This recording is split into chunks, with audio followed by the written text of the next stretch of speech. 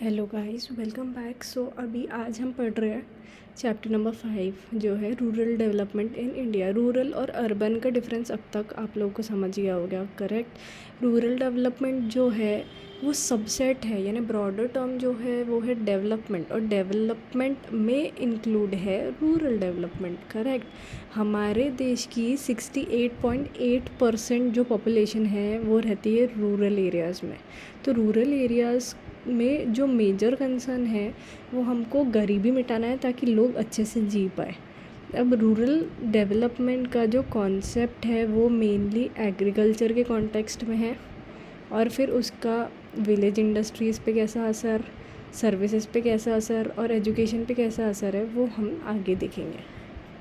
Definition दी है world bank ने rural development की कि भाई एक स्ट्रैटेजी बनाई गई है ताकि लोगों की इकोनॉमिक यानी पैसे वाली और सोशल लाइफ जो है वो अच्छी हो सके।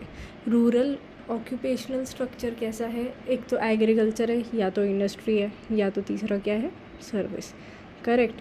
अब एग्रीकल्चर तो आप सबको पता ही है, उसमें एग्रीकल्चर और अलाइड एक्टिविटीज़ आती है, स्मॉल, मार्जिनल और लार्ज फार्मर्स आते हैं, और क्या क्या चीज़ें आती है वो आपको बहुत अच्छे से पता है। इंडस्ट्रियल सेक्टर्स जो है वो इंडस्ट्रीज़ के बारे में बात करता है, जैसे कि रॉ मटेरियल प्रोसेस करना है, उसको मैन्युफैक्चर करना है गुड्स को, ठीक है। नेक्स्ट है सर्विस सेक्टर। सर्विस सेक्टर यानी क्या भाई, वो हमको सर्विसेज रेंडर कर रहे हैं, जैसे कि अकाउंटिंग सर्विसेज हो गई, प्रोफेशनल्स जो है या जो टेक्निकल बंदे हैं वो। रूरल डेवलपमेंट इंडिया में उसका क्या सिग्निफिकेंस है वो बताया गया है। क्या क्या सिग्निफिकेंस है, पब्लिक हेल्थ और सैनिटेशन को इम्प्रूव करना बहुत ज़्यादा ज़रूरी है, लिटरेसी रेट को बढ़ाना बहुत ज़्यादा ज़रूरी है, क्योंकि जो एक गैप क्रिएट हो गया है ना अर्बन और रूरल एरिया में, वो गैप हमको फिल करना है।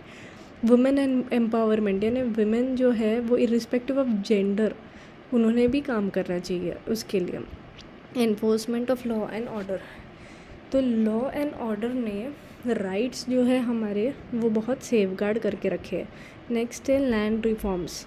अलग अलग जो लैंड रिफॉर्म्स आए हैं उसको हम यूज़ में लाना चाहते हैं। इंफ्रास्ट्रक्चर जो है वो अच्छा चीज़, जैसे कि इलेक्ट्रिसिटी, रोड है, कनेक्टिविटी है, इरिगेशन है, ये सारी चीज़ें। अवेलेबिलिटी ऑफ क्रेडिट, भाई अलग अलग क्रेडिट कोऑपरेटिव सोसाइटीज़ बनाई गई है वो। नेक्स्ट है इरेडिकेशन ऑफ पॉवर्टी, भाई पॉवर्टी यानी गरीबी जो है वो हमको मिटानी है, correct. Agriculture credit in India जो है ये बहुत इंपॉर्टेंट चीज़ है। On the basis of tenure यानी कितने टाइम के लिए, शॉर्ट, मीडियम या तो long term. On the basis of purpose, productive है या तो फिर अनप्रोडक्टिव है। टेन्योर जो है वो डिपेंड करता है, जैसे कि शॉर्ट टर्म जो है वो 2 साल से ज़्यादा का नहीं हो सकता, मीडियम टर्म जो है वो 5 साल से ज़्यादा का नहीं हो सकता, और जो लॉन्ग टर्म है वो मोर देन 5 ईयर्स का है यूजुअली, ठीक है। नेक्स्ट है पर्पस। प्रोडक्टिव यानी क्या, हमको अभी अब अनाज उगाना है तो हमको सीड्स की ज़रूरत है, लैंड की ज़रूरत है, ट्रैक्टर की ज़रूरत है। At the very same time unproductive में क्या है, भाई हमने मैरिजेस के लिए पैसा ले लिया, रिलीजियस सेरेमनीज़ के लिए ले लिया, correct. Source of agriculture credit in India, 2 institutions हैं, एक नॉन इंस्टीट्यूशनल सोर्स है और दूसरी इंस्टीट्यूशनल है। नॉन इंस्टीट्यूशनल क्या है, ये बहुत ज़्यादा रेट पे चीज़ें चार्ज करती है, ठीक है, और कोलैटरल सिक्योरिटी यानी हमको पैसे के बदले लैंड या कुछ ना कुछ गिरवी रखना होता है। इसमें कौन कौन लोग आते हैं, money lenders. Money lenders usually बहुत ज़्यादा प्राइजेस चार्ज करते हैं। नेक्स्ट है ट्रेडर्स, लैंडलॉर्ड्स, कमीशन एजेंट्स या तो फिर फैमिली, फ्रेंड्स, रिलेटिव्स। फिर नेक्स्ट आता है इंस्टीट्यूशनल सोर्सेस, इनके लिए स्पेसिफिकली अलग अलग बनाई गई है क्रेडिट सोसाइटीज़, जैसे कि नाबार्ड है।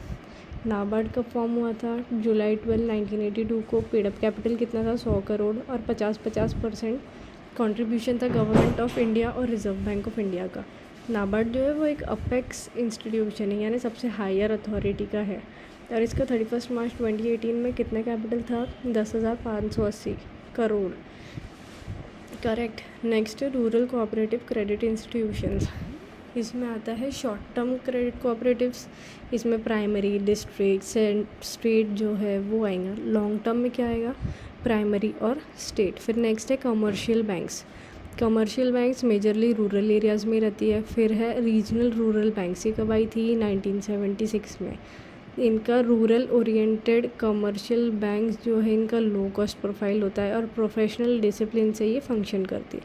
माइक्रो फाइनेंस इंस्टीट्यूशंस क्या है, ये एनजीओज़ जो है ना ये इसमें आती है। और ये कब आई थी, ये आई थी मिड-70s में।